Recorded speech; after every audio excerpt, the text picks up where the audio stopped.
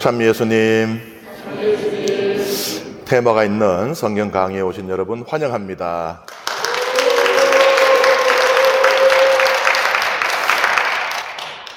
오늘 여러분과 함께 들어볼 성경이 말하고 있는 주제는 일치입니다.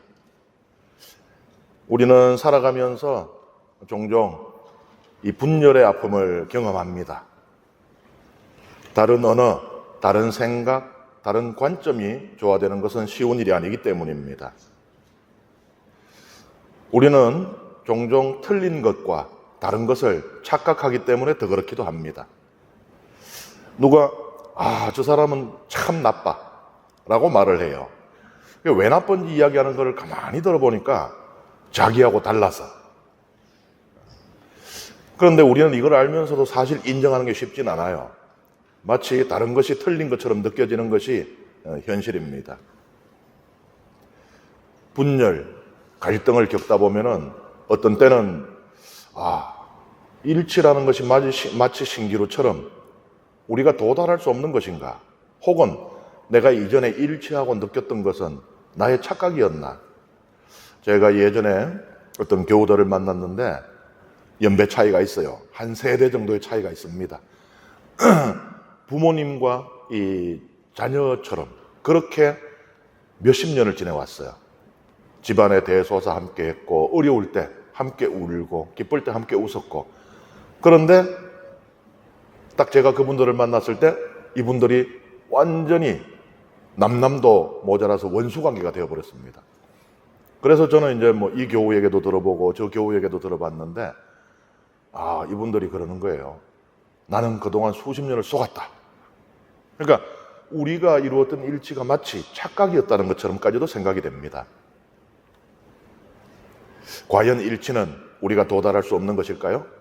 일치는 존재하지 않는 것일까요? 성경은 일치에 대해서 무엇을 말하고 있을까요? 하나님과 모세가 처음으로 만나는 장면입니다. 모세가 하나님을 만난 때는 이스라엘 백성이 이집트에서 종살이를 하고 있을 때였죠. 그것도 그냥 종살이도 고될 텐데 이 이집트에서는 이스라엘 이 히브리인들이죠. 그때는 히브리인들의 수가 많아지고 강성한 민족이 되는 것을 원하지 않았습니다. 반란을 일으키면은 우리가 위험하다.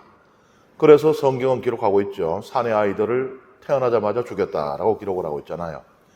그러면은 사내 아이들은 그래 죽이고 성인들은 그냥 편안하게 출퇴근하면서 일할 수 있게 그래 해줬겠어요? 그들에게도 감당하기 어려울 정도의 그런 고된 노동이 주어졌고 그렇게 했겠죠. 그러다가 이제 모세가 이 미디안에서 불타는 떨기나무 속에 계시는 하느님을 만납니다. 하느님을 만났을 때 모세가 그분의 정체를 묻는 거예요. 누구십니까? 우리가 낯선 사람을 만나면 그 정체를 찾는 것, 묻는 것은 당연하죠. 하느님께서 이름을 알려주시는데 나는 있는 나다 라고 알려주십니다. 히브리 말로는 야훼예요. 구약 성경에 6828회나 등장하는 하느님의 이름입니다. 하느님의 이름이 하나는 아니에요. 다양하게 있습니다. 엘로힘, 엘샤다이 등등 있는데 그 중에서 성경의 거의 모든 책에 등장하고 있는 이름입니다. 이 이름은 4개의 자음으로 이루어져 있어요. 그리고 인간들은 감히 부를 수 없는 신성한 이름이다라고 해서 신성사문자라고 부릅니다. 그래서 히브리 성경에는 야훼라는 이름이 나오긴 하지만 유다인들은 그 이름을 읽질 않아요. 야훼라고 써있지만 그것을 아도나이라고 읽습니다. 아도나이는 주님이란 뜻이거든요. 이 전통이 우리 교회 안에도 들어와 있어요. 제가 불란서 있을 때 보면은 우리 미사 때 대형광송이나 이렇게 그 예수 그리스도가 나오면은 이 절을 하더라고요. 그래 가만히 보니까 이 감히 우리가 하나님의 이름을, 예수님의 이름을 그냥 쉽게 부를 수가 없다. 그래서 경의를 표하는 그런 동작과 함께 읽고 있었습니다. 그런데 이 야훼를 나는 있는 나다라고 했잖아요. 있는 자체가 목적이라면 그 우리한테 무슨 의미가 있을까요? 뭐 하나님이 있어서 좋은지 모르겠으나 건달 아시죠? 건달. 건달 좋아하세요? 왜 안 좋아해요? 망고에 쓸데없는 인간이거든. 이 불교의 간다르바라고 하는 그 신의 이름에서 온 말이라고 합니다. 이 간다르바 신은 하는 일이 없대요. 그냥 수미산 위에서 그냥 하루 종일 빙글빙글 돌아다니면서 그래서 이제 거기서 건달이라는 것이 왔다는데 뭐 하나님이 그냥 있다면 건달이잖아요. 건달. 아니, 그 하나님이 나하고 무슨 상관이에요? 그래서 우리는 그 안에 괄호를 넣어서 읽을 수가 있는 거예요. 나는 괄호 안에 너희를 위하여 있는 나다. 이렇게 읽을 수가 있는 것입니다. 하나님께서 이 이름을 알려주시는 것이 이제 출애굽을 준비하고 있는 때라는 것에서 우리는 이 근거를 찾을 수가 있는 거예요. 하나님이 모세에게 당신 이름을 알려주시는데 그 이름으로 무엇을 하시는가? 당신의 백성을 종살이에서 해방시키고 구원해 주시잖아요. 그러니 야훼라는 이름은 구원하는 이름. 그러니 나는 야훼라는 말 자체는 나는 나다, 뭐 나는 있는 나다로 번역이 되겠지만 우리는 괄호 안에 너희를 위하여 있는 나다라고 읽어도 부당한 것이 아니라는 말입니다. 너희를 위하여 있다는 것은 너희와 함께 있다는 뜻도 되는 것이죠. 나는 너희와 일치하는 하나님이다 라고 우리는 이해를 할 수 있어요. 그러니 이 하나님의 말씀에서 일치의 하나님이 드러나고 있는 겁니다. 그리고 이제 이집트를 탈출해 나와서 광야를 유랑하던 이스라엘 백성이 아주 어마어마한 큰 죄를 짓죠. 모세가 십계명을 받기 위해서 시나이 산에 올라갔을 때 나머지 백성들이 뭘 해요? 뭘 만듭니까? 금송아지를 만들잖아요. 어마어마한 죄죠. 하나님 대신에 우상을 따르는 그런 죄를 지은 겁니다. 하나님께서 분노하셨죠. 이때 모세가 백성의 죄사함을 위해서 중재기도를 바칩니다. 그랬더니 하나님께서 분노를 거두시고 용서하십니다. 그리고 이때 십계명 돌판이 십계명 원본이 있거든요. 십계명 원본은 하나님이 직접 돌도 마련하시고 하나님이 직접 써주신 거예요. 요 오리지널은 지금 존재하지 않는 거죠. 왜냐? 모세가 우상 숭배하는 백성을 보고 화딱 지나가 내던졌거든요. 뭐 화딱 지나면 던지는 거 동서고금을 막론하고 모든 사람들의 공통적인 것 같아요. 그래서 뭐 고려청자 던지지 말고 리모컨 던지라 뭐 이런 얘기도 하잖아요. 그래 깨졌어요. 근데 백성과의 계약의 정표인 십계명이 없으면 안 되거든요. 그래서 하나님께서 십계명을 다시 내려주시는데 뭐든지 이게 오리지널만은 못한 거예요. 이 돌판은 하나님께서 돌은 마련해 주시는데 쓰는 거는 모세가 씁니다. 그러니까 오리지널보다가 신성도가 약간 떨어진다고 볼 수 있겠죠. 이 장면에서 야훼라는 이름이 다시 등장을 합니다. 주님은 자비하시고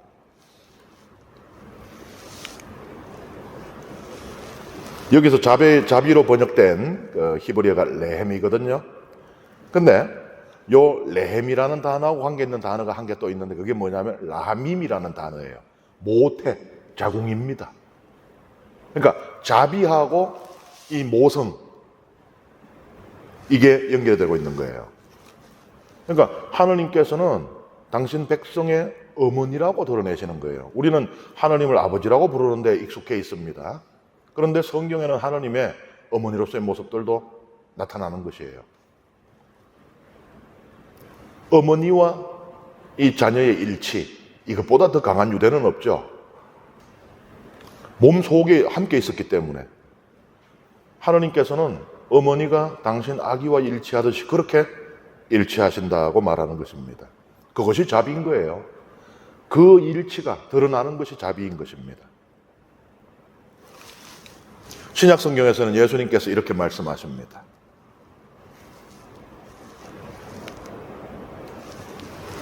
보라, 내가 세상 끝날까지 언제나 너희와 함께 있겠다.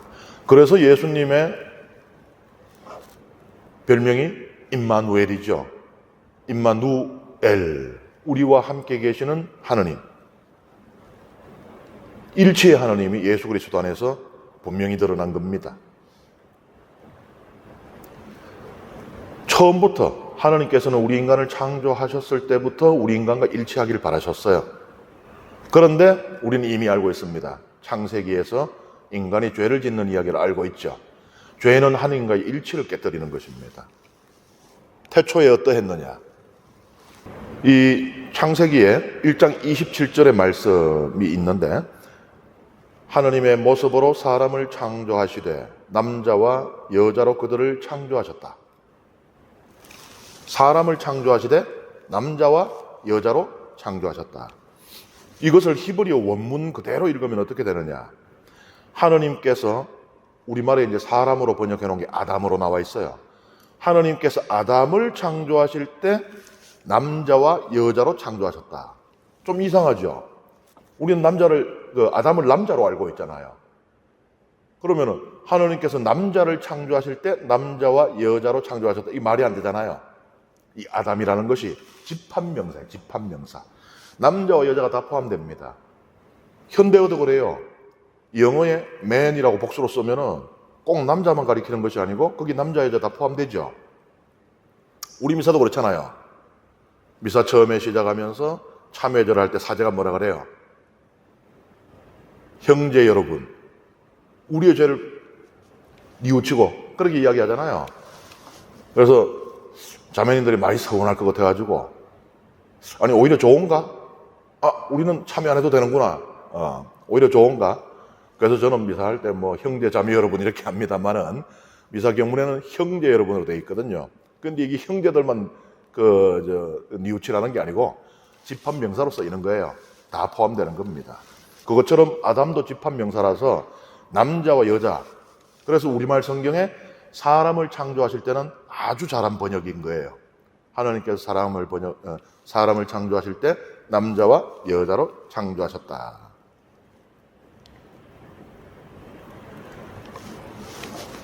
그래서 남자든 여자든 모든 사람은 하나님을 닮은 거예요. 하나님 모습대로 창조가 되었으니.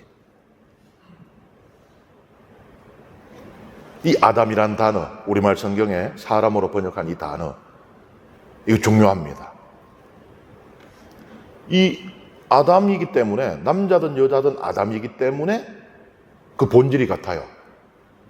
그런데 남자와 여자로 창조되었기 때문에 또 차이가 있어요. 같으면서도 다른 거, 다르면서도 같은 거, 여기에서 일치가 가능해집니다. 다름만 있어가지고는 일치가 어렵죠. 똑같다면은 그것은 일치가 아니고 획일이라고 해야 될 겁니다. 이게 하나님 보시기에 참 좋은 거예요. 다른데 같은 게 있어서 일치를 이루는 것, 이것이 참 좋다는 거예요. 그리고 이 우리말 성경에 하나님께서 보시니 좋았다라고 할 때 이 히브리어로는 토브거든요. 토브. 토브에는 좋다는 뜻뿐만 아니고 아름답다는 뜻도 있어요. 그래서 남자와 여자가 함께 일치를 이루고 있는 모습을 볼 때 참 아름다운 거예요.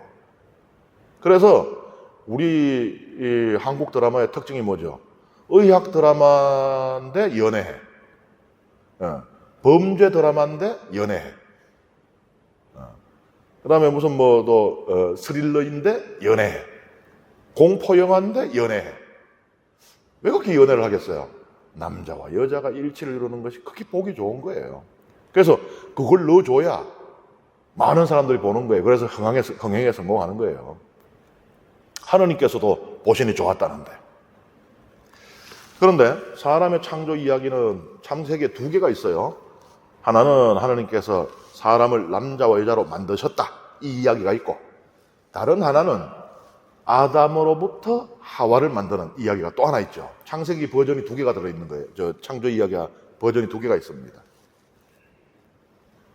이 이야기도 조화로운 일치를 강조하고 있어요. 남자와 여자는 창조의 시기가 틀려요. 남자가 먼저 창조되고 여자가 나중에 창조됐죠. 그리고 방식도 틀려요. 남자는 하느님께서 진흙을 빚어서 만드셨고, 여자는 하느님께서 이 외과 수술을 통해서 이 남자의 갈비뼈를 가지고 만드셨다. 이렇게 나오는 거예요. 그렇지만 뗄 수 없어요. 뼈가 같잖아요. 본질이 같잖아요. 그래서 성경은 이들이 한 몸이 된다. 아니, 몸을 반으로 가를 수 있나요? 한 몸인데. 뗄 수가 없는. 그래서 달라요. 창조 시기도 다르고 창조 방식도 다르지만 그럼에도 불구하고 뗄 수 없이 일치되어 있는 관계. 그것을 말하고 있습니다. 그리고 남자와 여자가 히브리어로 뭐냐? 이샤. 위에 있는 게 이샤예요. 여자입니다. 밑에 있는 게 이쉬예요. 왼쪽 편에 있는 거. 그냥 듣기에도 비슷하죠. 이샤. 보기에도 비슷하죠. 뭐 철자가 하나 더 많기는 하지만은 저 밑에 있는 그 파리똥 같은 거 요게 모음이고 위에 있는 큰 게 자음인데 자음이 비슷하잖아요. 그죠? 그냥 이렇게 보기에도 남자하고 여자는 이 연관이 있구나 이거. 이샤. 그런데 이게 같은 것 같지만 또 달라요. 왜 다르냐? 저쪽에 있는 게 하느님의 이름 야훼입니다. 야훼. 이쉬에는 이렇게 생긴 거. 요걸 요드라 그러거든요. 요드. 이쉬, 남자 이름 이쉬에는 저 요드가 들어가 있어요. 저 야훼 이름의 첫 번째 있는 요 철자 요거. 자음. 요게 들어가 있죠. 요 이쉬에는 가운데 들어가 있잖아요. 그죠? 근데 이샤에는 야훼 이름 중에 두 번 등장하는 해라고 하는 거 이렇게 성문 비슷하게 생긴 거. 해가 저 이샤 끝에 여자 이름 끝에 거기 들어가 있죠. 히브리어가 이렇게 참 멋진 언어인 거예요. 마치 신학을 종교를 위해서 탄생했다는 말이 있을 정도로 뭐 히브리어는 언제부터 누가 만들었었냐 그러면은 유다인들은 그래요. 아담과 하와가 에덴 동산에 있을 때 갓 태어났잖아요. 갓 태어나면 부모가 아이에게 말을 가르치잖아요. 하느님께서 가르쳐 주신 언어, 다시 말하자면은 하느님께서 주신 언어가 히브리어다라고 말할 정도로. 근데 히브리어를 이렇게 보면은 야, 저렇게까지 말을 하는 게 참 이유가 있구나 싶을 정도인데 보세요. 이쉬에도 하느님의 철자가 들어가 있고 이쉬에도 하느님의 철자가 들어가 있어요. 뭐예요? 남자와 여자는 둘 다 모두 하느님으로부터 난 거예요. 둘 다 모두 하느님을 닮은 겁니다. 둘 모두 똑같이 하느님의 모상인 것이에요. 그러면서도 달라. 남자 이름에는 이쉬에는 요드가 들어가 있고 여자에는 해가 들어가 있으니까, 그러니까 둘은 한 하느님으로부터 난 본질이 같은 존재이지만 차이가 있는 다른 존재. 그냥 글자만으로 이렇게 표현을 해요. 제가 지금 길게 설명하고 있는 거 이거를 그냥 이 단어 3개로 설명을 하는 거예요. 히브리어가. 다른 게 나쁜 게 아닌 거죠. 다르기 때문에 마주 볼 수 있어요. 혼자 있을 때 외롭잖아요. 내 앞에 누가 있어가지고 바라볼 수 있는 사람이 있으면 외롭지 않잖아요. 그리고 남자든 여자든 다 하느님의 모상이라고 했으니 서로 마주보면서 하느님을 그 안에서 보게 되는 겁니다.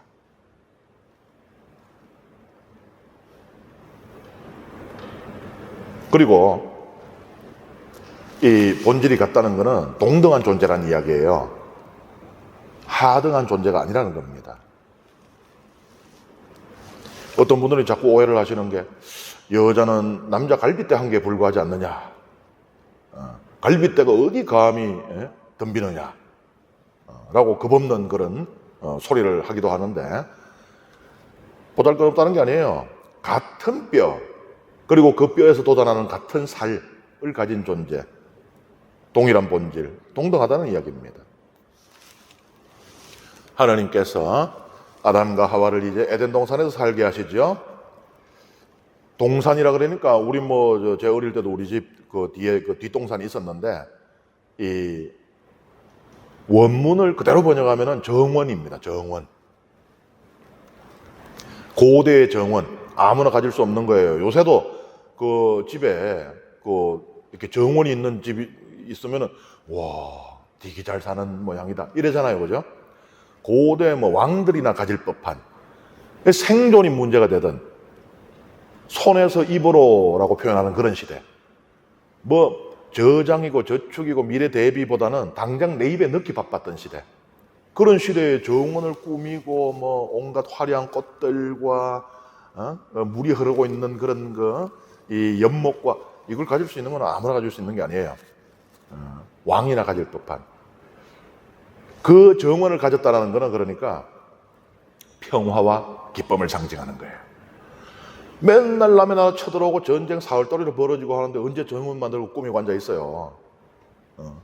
안 되죠?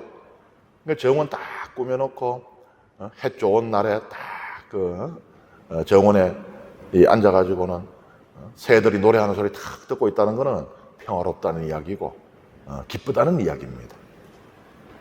에덴 동산이라 그러잖아요, 우리가. 에덴의 의원에 대해서 여러 가지 설이 있는데 그 중에 하나가 에덴은 기쁨을 뜻한다는 거예요. 그 정원은 기쁜 곳입니다. 그리고 또 이 고대 근동, 그러니까는 이제 오늘날 우리가 이야기하는 중동. 그래서 이 팔레스티나와 또 이 이란, 이라크, 그리고 이제 이집트 이쪽을 이제 시리아 이런 쪽을 근동이라 그럽니다. 고대 근동에서 정원은 왕들이 또 신을 만나는 장소이기도 했어요. 이 정원에서 모든 것이 조화롭습니다. 하느님, 남자, 여자, 동물들 사이에 일치가 있는 거예요. 한번 상상해 보세요. 남자와 여자가 서로 손을 탁 잡고 마주보고 있어요. 아주 그냥 꿀이 뚝뚝 떨어지는 눈으로 서로 마주보고 있습니다. 그리고 그 둘레에 동물들이 옹기종기 뭐 사슴, 호랑이, 뭐 뱀, 오만 것들이 자리하고 있어요. 그리고 하나님께서 거기 계십니다. 상상만 해도 너무 좋죠. 태초에는 이러한 일치가 있었다는 거예요. 그런데 뱀이 등장하죠. 뱀이 인간을 유혹해서 하나님께서 금하신 열매, 선과 악을 알게 하는 열매를 먹게 합니다. 원죄라고 우리가 부르는 거. 이 순간 태초의 일치가 깨지는 거예요.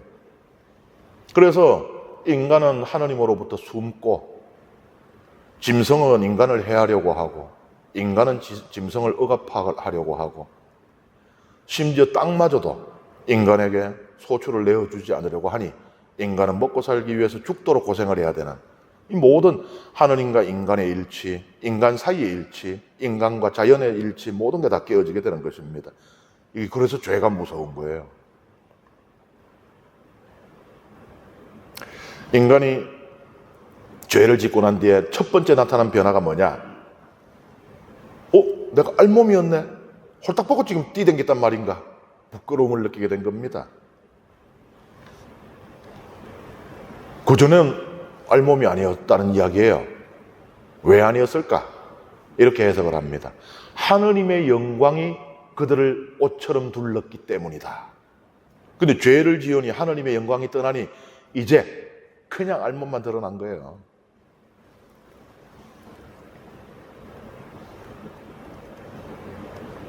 그리고 인간들은 죄를 계속 짓게 됩니다. 더 큰 죄를 더 많이 더 자주 짓게 돼요.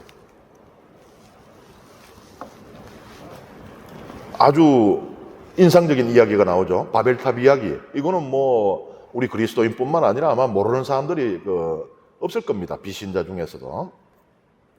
이 이야기를 보면은 세상의 언어가 하나였다라고 말하는 거예요. 처음에는. 그런데 이게 일치가 아니었던 거예요. 획일이었던 겁니다. 획일은 나쁜 거라는 것을 이 바벨탑 이야기는 말하고자 하는 거예요. 획일화된 인간들이 무슨 일을 하느냐? 그 획일화된 이 인간들이 그 일사불란함이라고 하는 그런 그 장점과 그 힘을 가지고 뭐 누구도 굶는 사람이 굶주리는 사람이 없고 누구도 추위에 떨거나 가난한 사람이 없게 막 그렇게 서로를 돌보면서 이 지상에서 천국을 이미 만드는 그걸 하느냐? 그 힘으로 하는 일이 뭐냐? 하느님께 도전하는 일을 한다는 거예요. 하늘에 닿도록 탑을 쌓자 하면은 그러면 탑이 하늘에 닿으면 어떻게 돼요? 이 탑이 계단이잖아요. 탑 꼭대기에 올라가면은 하늘에 올라서는 거예요. 말하자면은 하느님의 자리에 도전하는, 신의 권능에 도전하는 그런 일을 하게 되는 것입니다. 하느님께서 이게 문제였다 그래요. 보라, 저들은 한 결의이고 모두 같은 말을 쓰고 있다라고 하나님께서 말씀하시는 거예요. 회길이 문제라는 겁니다. 그래서 하느님께서는 회길을 깨뜨리세요. 말을 섞어버리죠. 그리고 세상으로 흩어버리죠. 그래서 바벨탑 건설이 중단이 됩니다. 공사를 할 수가 없잖아요. 위에서 야, 벽돌 좀 갖다 줘 이랬는데 밑에서 알았어 하더니 들고 올라온 걸 보니까 시멘트야. 이런 공사가 안 되잖아요. 그래서 바벨탑 건설이 중단이 됩니다. 이것을 우리가 인간의 교만의 죄에 대한 하느님의 벌이다, 이렇게 이해할 수도 있겠죠. 언어를 배우는데 고통을 겪어본 사람은 공감할 수도 있어요. 저도 외국에서 이제 유학하면서 여러 언어를 배우고 하면서 고통을 많이 겪었거든요. 이게 벌 받는 느낌이 들 수가 있어요. 그 고통이 하도 크기 때문에. 그런데 하나님께서 언어를 섞으신 것은 그 처벌이 아니라는 거죠. 회기를 깨뜨리고 진정한 일치로 나아갈 수 있는 그 길을 열어주신 것이라는 거예요. 사실 바벨탑 건설이 어땠겠습니까? 우리 한번 생각해 보세요. 모든 대규모 공사는 어마어마한 비극을 불러옵니다. 인도의 타지마할 공사, 중국의 만리장성 공사에 그 얼마나 셀 수도 없는 사람들이 죽어서 그 성벽 밑에 묻혀 있다 그러잖아요. 몸이 조금 안 좋은데 쉴 수도 없어요. 왜? 회길이라고 하는 것은 어떤 일탈, 예외 이런 걸 용납하지 않는 거거든요. 하나의 예외가 둘의 예외를 낳고 둘의 예외가 셋을 예외를 낳으면은 이게 일사불란한 통솔이 불가능하단 말입니다. 그래서 우리 세계 역사적으로도 큰 역사적인 비극을 만들어냈던 것은 전체주의들이잖아요. 누구도 저는 생각이 다릅니다, 저는 노라고 하겠습니다 라는 걸 못하게 돼버리는 거예요. 바벨탑 건설이 어떻겠어요? 그걸 반대하는 사람들도 있었겠지만은 그거 그래도 끌려 나와서 공사에 동원이 되어야 되고 공사하다가 쓰러지고 병 걸리고 또 가정을 돌보지 못해가지고 가정에 화가 닥치기도 했을 것이고. 회길은 인간의 고유한 인격을 말살하는 것입니다. 하나님께서 이 회길을 깨뜨리시죠. 그래서 이제 말이 다양해져요. 다양성이라는 게 생겨나는 겁니다. 다양성 속에서 일치가 시작이 되는 거죠.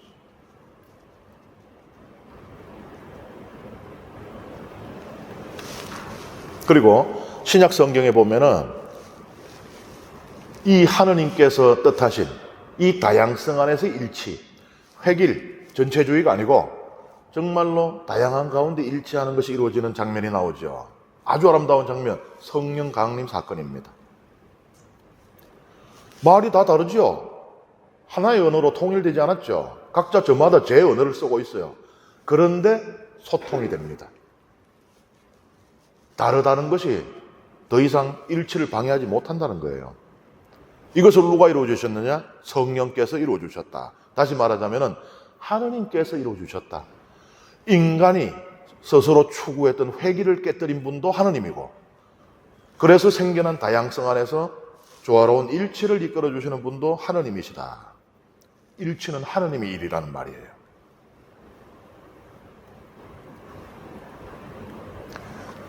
우리 인간들은 어떤 때는 그런 생각이 들어요. 살아가면서 일치보다는 갈등을 만들어내는 선수들이 아닌가. 사람이 몇 모이면 꼭 문제가 생기더라고요. 뭐 여기 여러 본당에서 오셨겠지만은 문제없는 본당 본 적 있습니까? 큰 소리 나지 않는 본당 본 적 있어요? 저는 제가 그런 본당은 경험한 적도 들은 적도 없습니다. 뭐 그것뿐만 아니에요. 가정도 그래요. 사회 또한 그렇습니다. 나라도 그렇고. 인간들은 일치보다는 갈등 만드는 선수가 아닌가 하는 그런 생각까지 들 정도라는 거죠. 아까 말씀드렸지만 태초의 원죄 이후에 하나님과 인간의 일치가 깨어지죠. 그리고 자연과의 일치도 깨어졌습니다. 그리고 인간 사이 일치도 깨어졌는데 그것은 대표적으로 형제살인이 보여져요. 카인이 아벨을 살해한 그 사건이 보여줍니다. 하나님께서 갈등을 중재하려고 개입을 하시잖아요. 카인을 말리려고 하시거든요. 그런데도 안 돼. 이 인간의 고집이 얼마나 센지 하느님이 말려도 안 돼요. 그리고 이후에도 마찬가지로 에사우와 야곱의 갈등 이야기도 우린 잘 알고 있죠. 이것도 장자권에 대한, 이 상속권에 대한 그 욕심, 욕망 때문에 갈등이 생겨나죠. 그리고 그 갈등 때문에 결국은 다 비극적인 그런 상황 속에 들어가게 돼요. 야곱은 자기 고향에서 도망치듯이 떠나서 20년 동안을 집에 못 돌아오고 그 사랑했던 어머니의 임종도 못 보게 되는 거죠. 그리고 남은 데는 남은 데대로 자식을 떠나보내고 홀로 가슴앓이를 하는 어머니. 그리고 이 복수심에 가득 차서 이 일상생활이 잘 안 되겠죠. 복수심이 가득 차 있는데 뭐 행복하고 막 그렇진 않겠죠. 그런 에사우. 그리고 자기 탓이라고 자책하는 아마 이삭. 이런 일들이 될 겁니다. 그 다음에 요셉과 형제들의 갈등도 또 우리는 볼 수 있죠. 이것도 인간의 욕망, 이것은 편애라고 하는 욕망, 그것 때문에 생겨나잖아요. 그래서 요셉은 이집트에 노예로 팔려가고 남아있는 형들은 죄책감과 더불어 혹시나 우리 동생이 또 살아 돌아오면 어쩌나 하는 그런 불안함. 아버지인 야곱은 그 사랑하던 편애하던 그 아들이 죽었다고 하는 상실과 절망감, 그 속에 모두가 고통을 겪게 됐죠. 예수님께서 이러한 개인 사이의 갈등을 해결하는 방법을 알려주시거든요. 3단계로 이루어져 있는데 첫 번째 단계는 뭐냐? 당사자끼리의 진솔한 대화입니다. 뭐 다른 사람 끼지 말고 그냥 둘이 만나서 대화를 해봐라. 그런데 그게 안 됐다. 그러면은 제3자 정인을 데리고 가라 그러죠. 중재자가 있어야 된다는 거예요. 나하고 니하고 끊임없이 평행선만을 그리고 있을 때, 나는 네가 보고 있는 세상을 도저히 나는 볼 수가 없을 때, 그럴 때는 옆에서 누군가가 그걸 조율해 주는 역할을 할 수 있는 사람이 필요하다는 것이죠. 그래서 우리 교우들끼리 갈등이 있을 때 본당 신부님이나 수녀님 잘 찾아가잖아요. 가서 같이 중재해달라는 거죠. 그런데 그렇다고 해서 또 화해가 다 이루어지는 건 아니에요. 뭐 저도 사제생활하면서 그런 경험들을 갖고 있습니다. 이게 뭐 암만 중재하려고 하다가 결국은 여서도 욕먹고 저서도 욕먹고 양쪽 다 욕먹고 안 돼요 그게. 그럴 때는 어떻게 하라 그러나, 교회 앞에서 공식적으로 드러내고 판단을 맡겨라 라고 합니다. 교회의 말조차 듣지 않는다면 어쩔 수 없다. 마음 아픈 일이지만 모든 것이 우리가 노력한다고 되는 것은 아니라는 겁니다.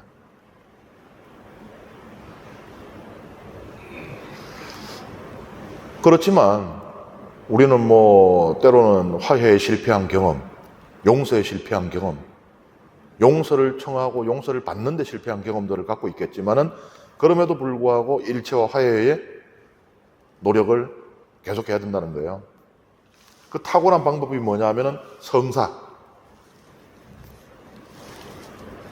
성사를 통해서 성사의 도움으로 화해와 일치를 이루라는 거예요. 성체 성사를 생각해 봅시다. 빵, 성체.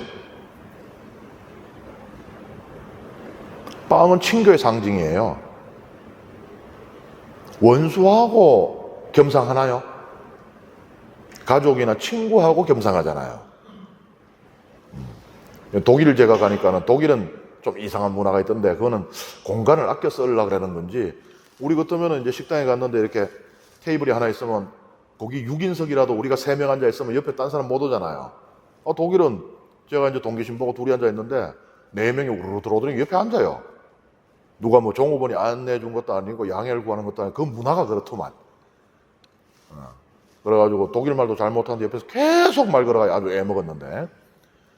근데 우리 문화권에서는 식탁을 함께 한다는 거는 친교를 나눈다는 그 이야기하고 같은 거죠.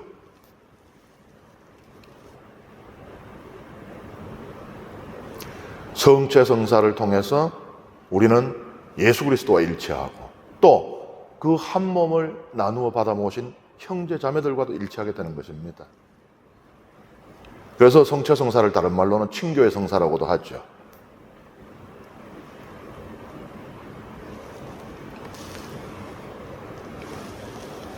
이 성체 성사를 세우시는 성경의 말씀, 요게 2개의 전성에서 와요. 무슨 소리냐?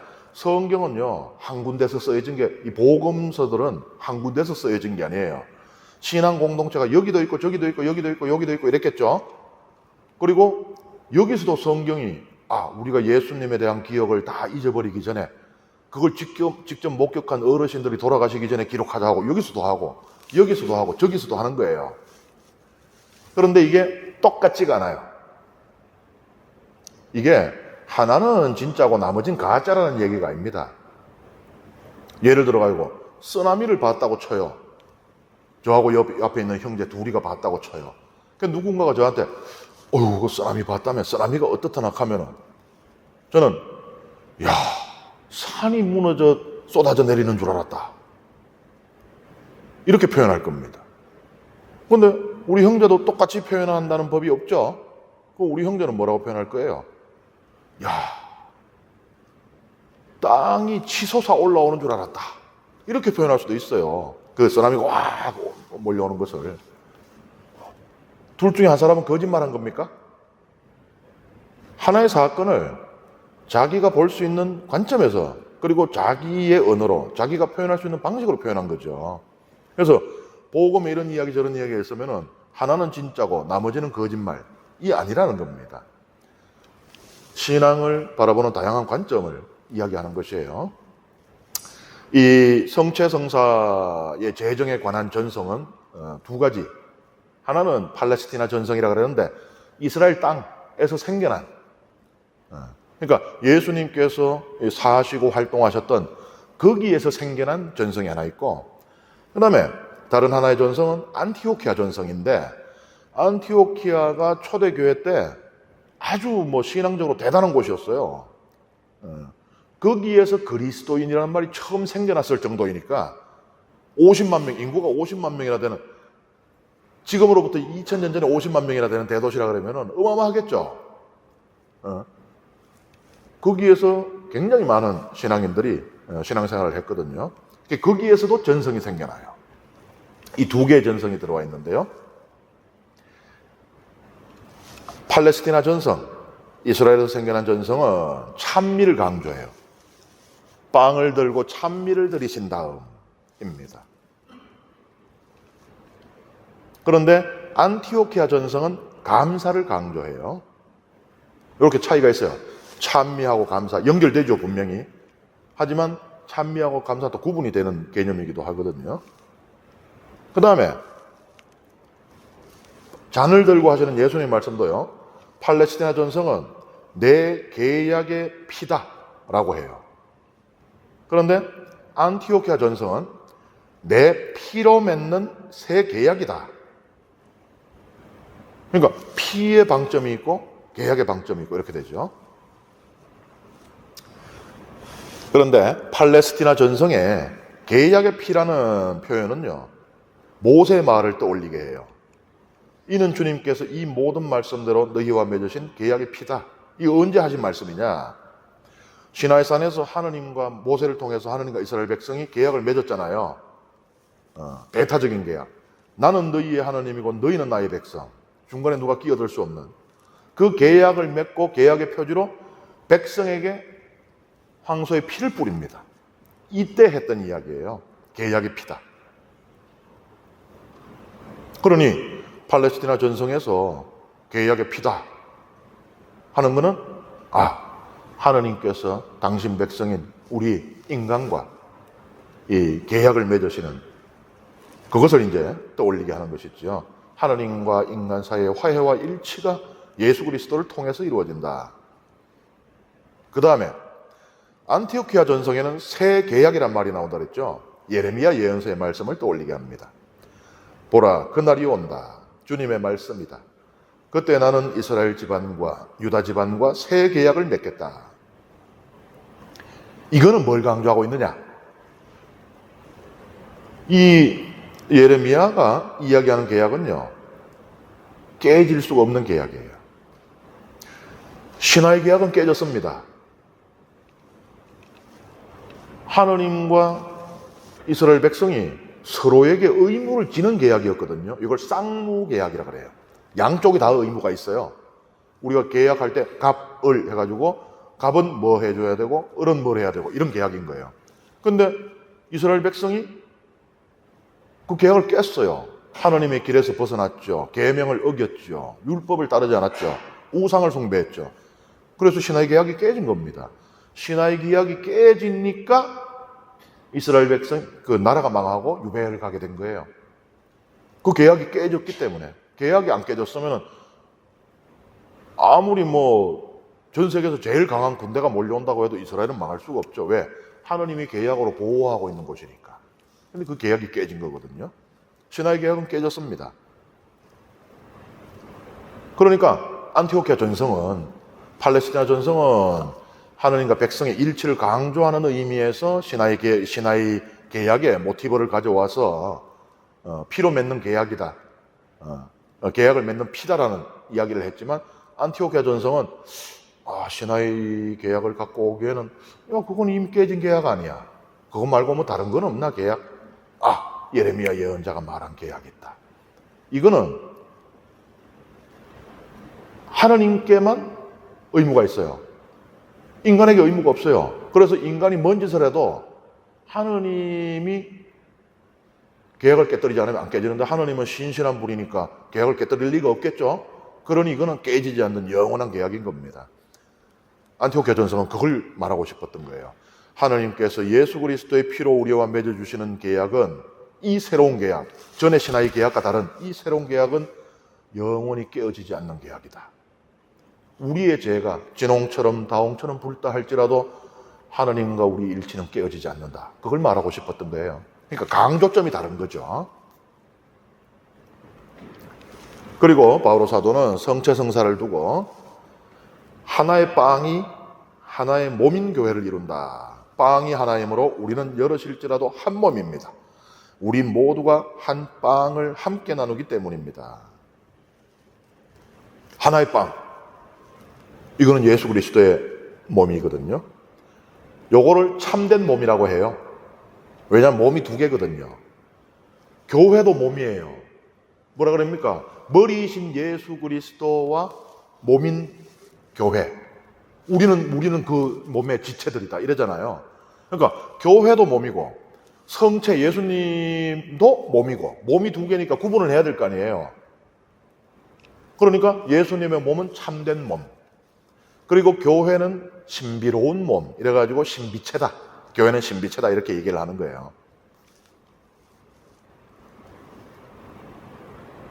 교회가 이 성체성사 안에서 일치한다는 거예요. 그러니까 교회를 떠받치고 있는 그 기반이 성체성사라는 겁니다. 그래서 자꾸 미사 참여하라고 어느 본당이나 본당 신부님들이 그냥 쫓아다니면서 잔소리할 거예요. 그 잔소리는 맨날 그 미사 참여하고 있는 교우들이 듣는 게 문제긴 하지만 근데 그 이유가 있는 거예요. 우리 교회를 일치시키는 거, 우리 교회 친교의 근간이 성체 성사기 때문에 그렇습니다. 이렇게 이제 우리가 인간들이 서로 일치를 위해서 노력을 하고 성사의 도움도 받고 또 예수님께서 일러주신 성사에 대한 코치도 받아들이고 하는데 우리 신앙생활이 열심히 하는 우리 교우 여러분들은 그거 다 해봤잖아요. 어떻습니까? 그냥 너무 일치와 친교와 화해가 너무 잘 돼요, 나는 이때까지 실패해 본 적이 없어요. 안 그렇죠? 분명히 교본에 적힌 대로 했는데 이게 왜 안 되지, 이거? 위사 참여도 열심히 하고 성사도 열심히 보고, 화해하려고 개인적으로, 빵도 사다 주기도 하고, 카페 불러가지고 커피도 내가 사주기도 하고 하는데, 그래도 이게 안 되는 게 있단 말이죠. 왜 그러냐? 성경은 말해줍니다. 완전한 일치는 이 땅에서는 이루어지지 않는 것이라고 말해줘요. 요한복음 17장이거든요. 사제의 기도로 알려져 있어요. 예수님의 아름다운 기도입니다. 예수님께서 이 기도를 통해 청하시는 것은 제자들만을 위한 게 아니에요. 온 인류의 일치를 청하는 겁니다.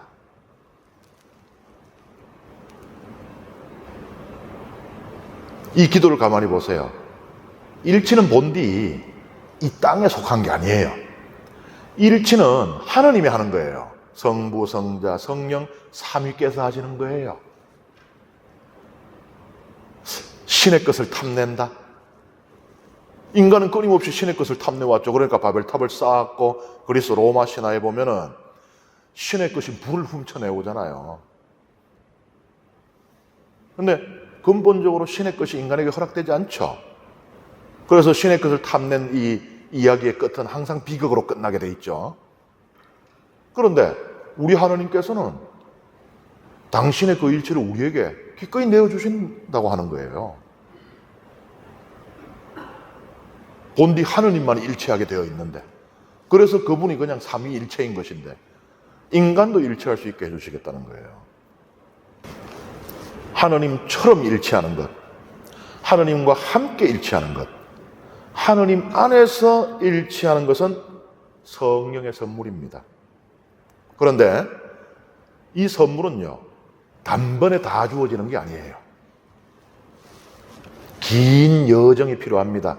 그 선물의 완성을 보기 위해서는. 천상 예루살렘에서 그 일치가 완성이 됩니다. 성령께서는 우리가 하늘에 이를 때까지 우리를 이 땅에서 동반해 주시는 분이에요. 그래서 지금 우리가 살아가면서 일치를 위해서 노력을 하고 다름을 극복하고자 혼신의 힘을 쓰고 성사의 은총으로 일치를 도모하고자 하고 하는데도 또 분열이 일어나고 갈등이 일어나고 그래 하더라도 절망을 하고 포기할 필요가 없습니다. 성령께서 우리와 함께 계시거든요. 그리고 우리는 성령과 함께 있는 한 지금 이 순간도 한 발짝 한 발짝 완성된 일치를 향해서 나아가고 있다는 겁니다. 그래서 일치가 깨어졌을 때 자기 자신에게 실망하고 다른 사람에게 절망하지 말고 대신 하늘을 우러러보며 성령께 청해야 됩니다. 성령이시여 일체의 영이시여 저와 함께 하소서, 그렇게 청해야 되는 것이죠. 그러면서 또 살아가는 겁니다. 지금 완성된 선물을 갖고 있지 않아도 그 선물의 완성을 희망하면서 그렇게 살아갈 수 있는 것이에요. 그래서 저는 오늘 이 강의를 마치면서 여러분들께 지금 여기서 어떤 갈등이라도 극복하고 어떤 분열도 봉합할 수 있는 만병통치약, 일체의 마스터키를 드리고자 하는 것이 아니에요. 오늘 제 강의 듣고 난 데도 또 집에 돌아가서 오늘 밤에도 부부끼리 싸울 수도 있어요. 내일 같은 프레시듐 단원하고 싸울 수도 있습니다. 그렇다 하더라도 포기하지 말라는 말씀을 드리고 싶은 것이에요. 언제까지나 성령 안에 머물면서 이 지상 여정을 힘차게 해나가시길 바랍니다. 오늘 강의 여기서 마치겠습니다. 감사합니다.